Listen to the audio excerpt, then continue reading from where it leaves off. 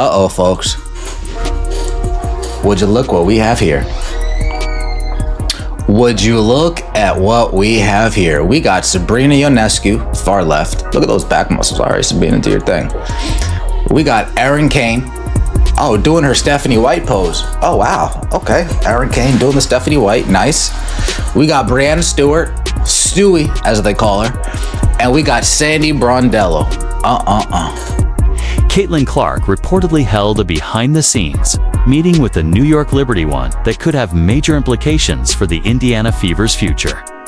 As Indiana struggled without their franchise player leading the offense, Clark may have been laying the groundwork for a move that could become every Fever fans' worst-case scenario. This wasn't about sponsorships or public appearances, was about 2028, when a rookie contract comes to an end. And recent decisions made by Indiana's front office may have opened the door for her to explore other options. If you're a supporter of Caitlin Clark and believe she deserves the best opportunity to thrive, drop a comment below that says, "Free Caitlin." Let's talk about what this could mean for the future of the WNBA. This little scene that took place after the Fever game last night in New York between Sandy Brondello and Caitlin Clark, the New York Liberty, and the agent. The agent. That is what makes this so interesting. That is the key. All right, everybody's concentrating on, by the way, Caitlin Clark looks unbelievably happy talking to these folks. Imagine this. The Indiana Fever step onto the court at Barclays Center to face off against New York. But within just a few minutes, it's clear something is seriously off. The team looks disoriented. Offensive sets break down quickly, and players seem unsure of their roles, with Caitlin Clark absent from the floor. There's no clear leader orchestrating the action. The offense turns into fragmented individual efforts, each player trying to make something happen without a guiding presence to bring it all together.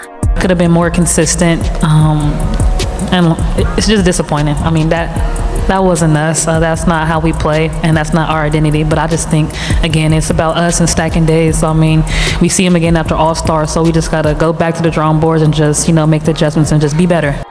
Imagine this. The Indiana Fever step onto the court at Barclays Center to face off against New York. But within just a few minutes, it's clear something is seriously off. The team looks disoriented.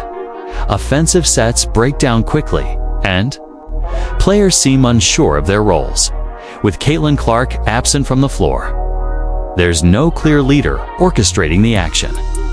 The offense turns into fragmented individual efforts, each player trying to make something happen without a guiding presence to bring it all together. The New York Liberty didn't just win that game, they exposed every vulnerability Indiana had. It was the kind of performance that made you question how the Fever ever stayed competitive without their star on the floor.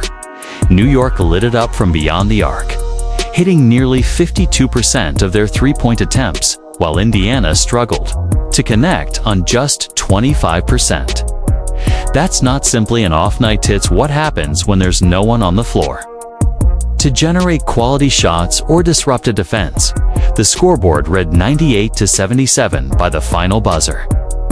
But the numbers don't capture the breakdown happening in Indiana's huddles. They don't show how fast the team unraveled, shifting from fighting to floundering in real time. It was their worst defeat of the season, a glaring reminder that the Fever are just 4-6 when Clark isn't the one running the offense. Mitchell, she'll pull up. Here's a three. She's got it! And that's a record! Kelsey Mitchell with 9 threes in a game. It's never been done before. Mitchell is so cracksy. Don't dare, Kelsey Mitchell. Smooth as butter. Silky. Here's Mitchell. Mitchell collects. Mitchell. You bet! And the Foul! Mitchell slashes home a three. Top step back, launches a three. It's good! Kelsey Mitchell has now hit 607 threes and counting, the most ever for an Indiana Fever player. Kelsey Mitchell gave everything she had to keep Indiana in the fight. With her 607th career three-pointer, she set a new franchise record, and incredible milestone that showcased exactly why she deserves to be in the All-Star conversation. She ended the night with 16 points, knocking down tough shots and creating opportunities in the half court. But it was clear the weight was too much for one player. As the game wore on, the frustration showed Mitchell was trying to carry an offensive burden that simply wasn't built for a solo act. Hey Kel, just wanted to say congratulations. As always, I'm super proud of you. And yet another record broken. Of course, this is just the beginning. Keep it going. Records are meant to be broken, but if there's anybody that would break it, I'm glad that it's you. So congratulations. I love you. I'm super proud of you. And let's go Fever, get that dub. Stepping in for Lexi Hull, Sophie Cunningham brought the same intensity fans have come to admire. She poured in 12 points and battled through every possession as if everything was on the line. Cunningham didn't shy away from physical play, kept her energy high, and stayed active from start to finish. Whether it was chasing loose balls or fighting through contact, she refused to quit on plays that many others might have let go. So talented, had that Mamba mentality at Oregon and brought it here to the WNBA as Sophie Cunningham gets the birdie on Natasha Cloud and hits the three. But even with those standout efforts, a deeper issue was impossible to ignore. Aaliyah, Boston typically a dominant force in the paint, was held to just 7 points on 1 Vate shooting. The Liberty packed the lane, forcing her to give up the ball, fully aware that without Caitlin Clark on the floor, there was no one to make them pay for that defensive gamble. Boston's struggles underscored just how vital Clark is to the Fever's system. Her presence elevates everyone around her. With Ari McDonald stepping in at point guard, the offense simply lacked the cohesion and creativity it needed to generate momentum. New York came in with a clear understanding.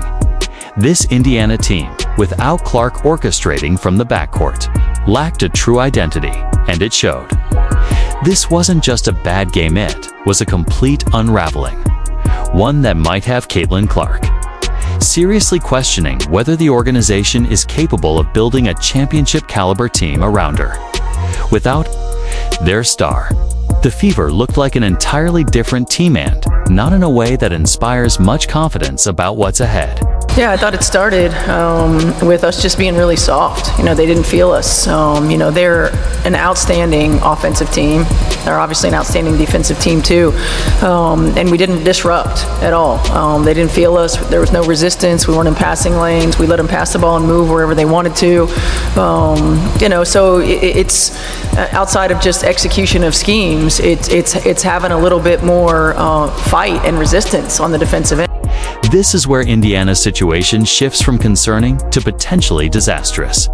And it all comes down to how they handled Caitlin Clark's injury. When a franchise cornerstone goes down, the organization's response speaks volumes about its priorities and overall leadership. Unfortunately, the Fever's handling of Clark's injury didn't just fall short. It was so poorly managed that it raised serious doubts about the team's ability to protect its most valuable player. Fool me once, shame on you. Fool me twice, shame on me. And I hope Indiana Fever fans are taking note, writing things down, following a certain pattern, and this time aren't getting fooled. The Indiana Fever ruled Caitlin Clark out for tonight's game. No surprise to anybody. I saw it, you saw it, your neighbor saw it, Stevie Wonder saw that. From medical decisions to communication lapses and conflicting timelines, the handling of Caitlin Clark's injury came across as completely unprofessional. What should have been a carefully managed process looked disorganized at every turn. fans. Analysts and even rival teams were left watching as Indiana mishandled the injury of the most important player in women's basketball racing. Serious concerns about the franchise's ability to manage high-stakes situations. Another leg injury. She has a quad, we rush her back, she injures her quad. We rush her back, she injures her groin, we rush her back, we injure her quad. Nice, good job. No way Caitlin Clark was going to play tonight. But the Indiana Fever, they decided to lie again about Caitlin Clark's status. Again. To milk the fans dry for as much as they possibly can. Again. Stephanie White's public comments about Caitlin Clark's condition only added to the confusion. In a pre-game interview, she stated the team was taking things day by day, the exact same phrase she used during Caller Star. She used during Caller Cheller. Stephanie White's public comments. Stephanie White's public comments about Caitlin Callis' condition. I Callisties Caitlin. In a pre-quist into spoke stay, you said to a place Katie of CD with their Reese's. With Salic eyes, my Sadie, like play wall like it.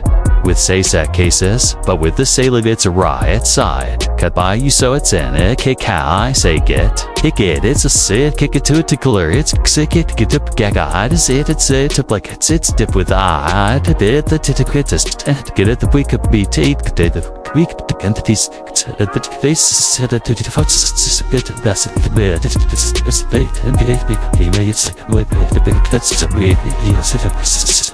Clark's earlier 2.5 week absence. That vague language did little to reassure anyone. Instead, it sparked even more speculation about how the team was managing the situation and raised concerns about White's transparency regarding the seriousness of Clark's injury. The timing couldn't have been worse. Clark's status became a hot topic just as the WNBA approached the All-Star break, a moment when the league needed its biggest star front and center.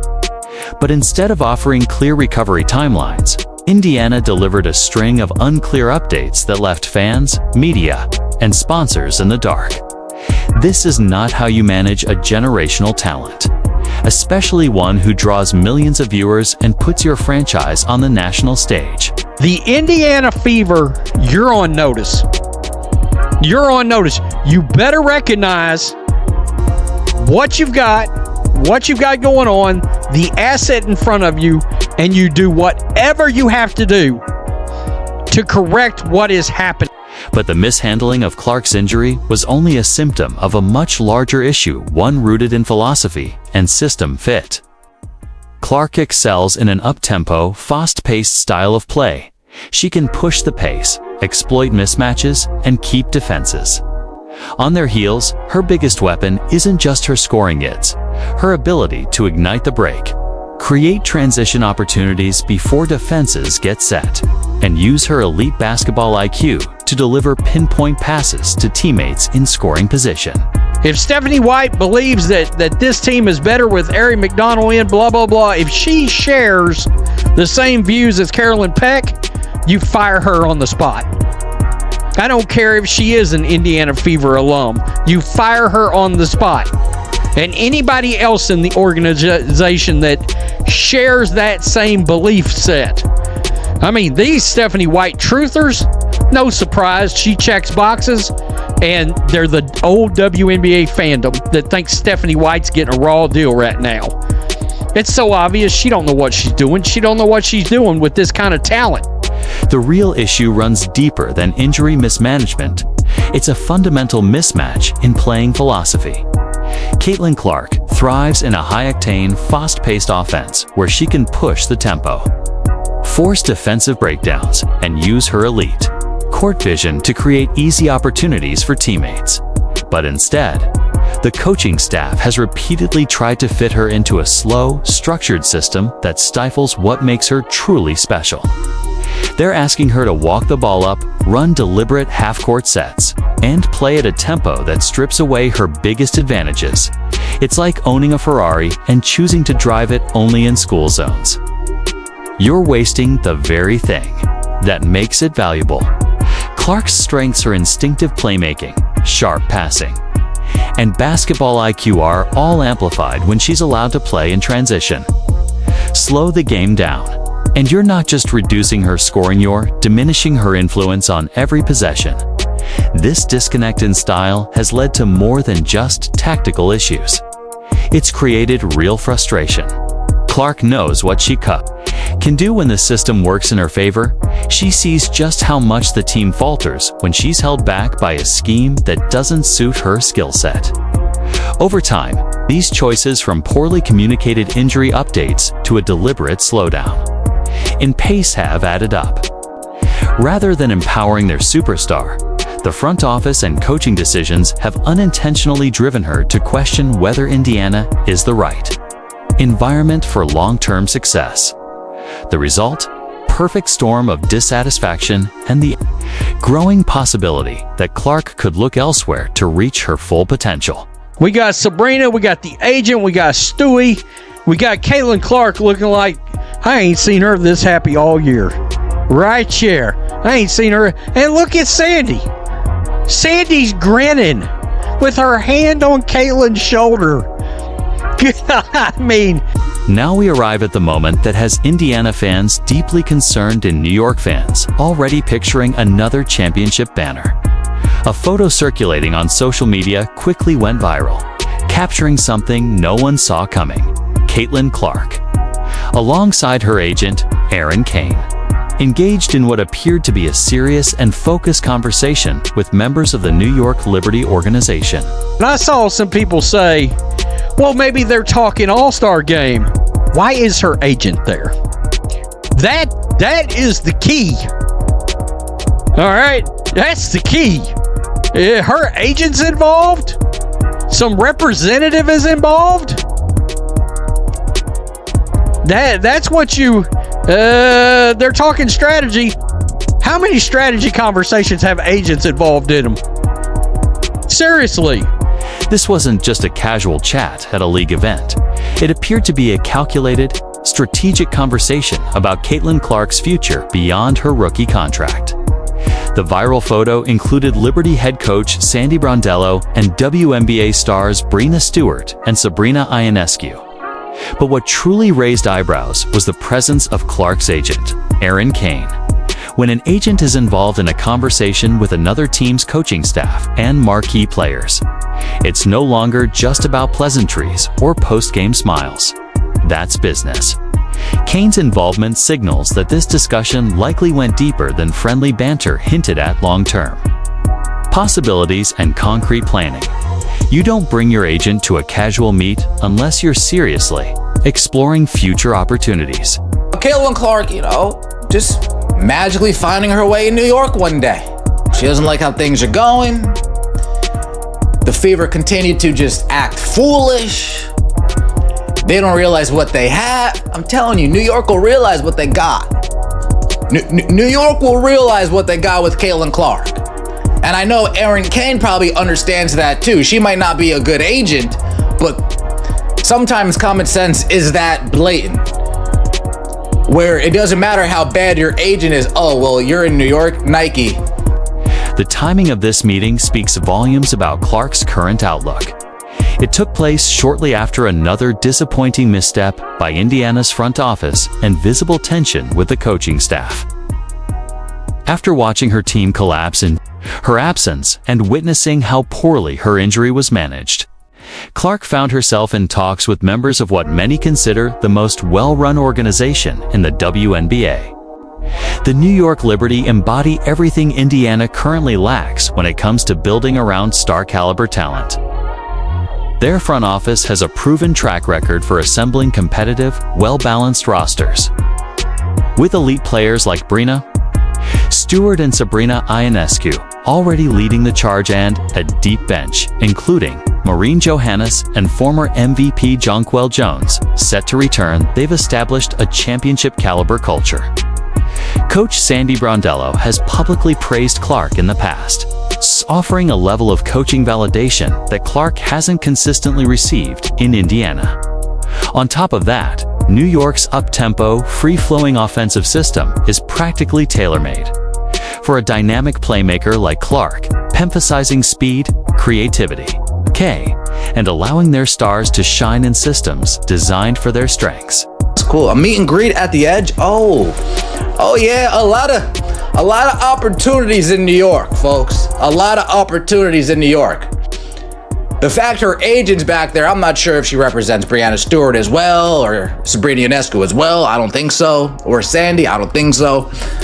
It's just a nice meet and greet, folks. This is just an innocent lunch, right? Just an innocent, I'm just out having lunch with my girls. Just hanging out, having fun. We're not talking about me coming to New York, no. The Liberty have the salary cap flexibility, a proven winning culture, and perhaps, most importantly, the organizational leadership required to support a generational star like Caitlin Clark. Under her current rookie deal, the Indiana Fever maintain team control through 2026, following the standard WNBA contract structure. But by 2028, Clark will have the opportunity to explore free agency and align herself with a franchise that truly matches her vision and potential. This recent meeting wasn't about if she consider other destinations, which was about preparing. For the moment she can, Indiana's chance to rebuild trust with Clark is slipping away quickly. And the signs are no longer subtle, they're glaring.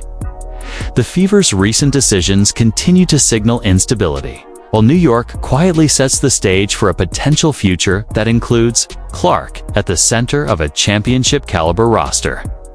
This situation has become more than just a comparison of wins and losses. It's a clear contrast between an organized, future-focused franchise and one still scrambling to find direction. If Indiana doesn't act fast, they risk losing the most influential player women's basketball has seen in years. Here's a better lane. How about a Larry Bird or a Bill Laimbeer as the Indiana Fever president and somebody like Mark Jackson as the coach? All right? Or Larry Bird is president of the Fever, Bill Laimbeer is the coach. I believe the Indiana Fever need a National Basketball Association coach handling this brand. All right? Because it's clear the organization's in way over their head. You saw it from Christine Brennan. They weren't expecting this. She's the biggest sports star in basketball. The way New York has built its roster reflects a franchise that truly understands how to support and maximize elite talent. With stars like Breanna Stewart and Sabrina Ionescu leading the charge, the Liberty have constructed a team that would complement Caitlin Clark's skill set seamlessly. Their up-tempo, high-efficiency offense emphasizes quick ball movement, floor spacing, and outside shooting, all elements that align perfectly with Clark's strengths as a dynamic playmaker. In contrast, Indiana continues to make decisions that raise questions about whether they fully grasp the generational talent they have in Clark or how to use her effectively. Their recurring struggles without her on the floor highlight a lack of foundational support and strategic foresight. For a competitor like Clark, the difference between being placed in a system that elevates her abilities versus one that stifles them is massive, not just tactically, but mentally. Adding to the frustration is how the team has handled her health. This season, Clark has already missed 10 games due to injuries, and the uncertainty around her recovery has been compounded by vague and inconsistent updates from head coach Stephanie White.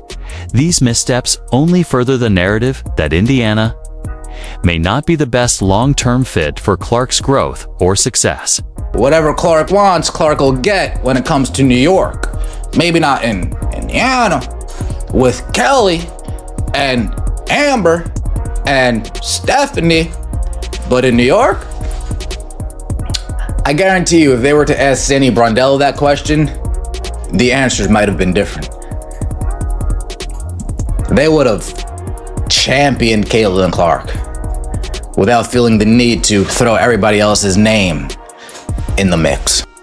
The road ahead paints two very different pictures for Caitlin Clark.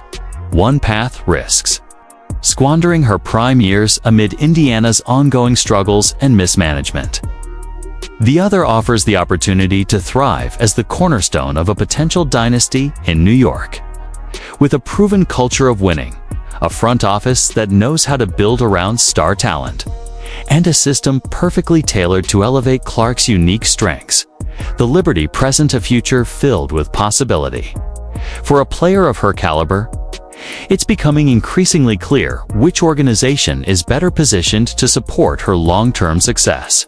The WNBA kept playing with fire. Commissioner's worst nightmare is here. Fever's worst nightmare is here. All those people traveling to Indiana. Caitlin is likely out for the All-Star game. Flagship weekend destroyed at NBA. W needs new leadership. The recent meeting between Caitlin Clark and key members of the New York Liberty is no longer just a rumor. It's a clear signal that Uniani may be on the verge of losing one of the greatest talents in the game due to internal missteps. With her agent Aaron Kane present alongside Liberty head coach Sandy Brandello and All-Stars Brina Stewart and Sabrina Ionescu. It's obvious this was more than a friendly chat.